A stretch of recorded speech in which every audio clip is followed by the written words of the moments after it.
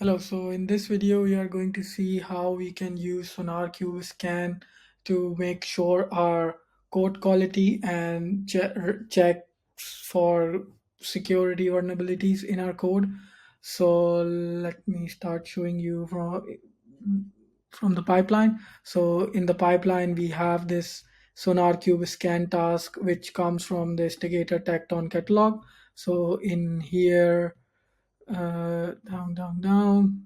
We have this SonarQube scan task, which scans our code.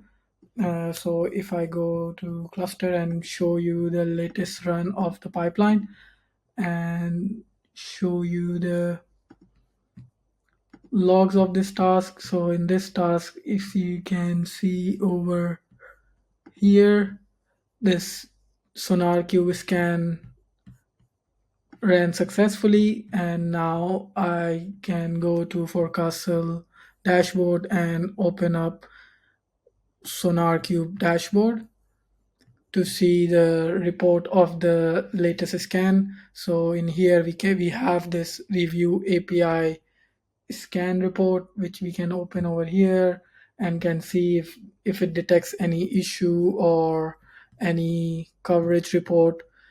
So there is no new vulnerabilities get detected in this code. Every check gets passed, but in overall scan, if I go in this tab, I can see there is one maintainability issue which get detects in not in this run but in the historically it has this issue.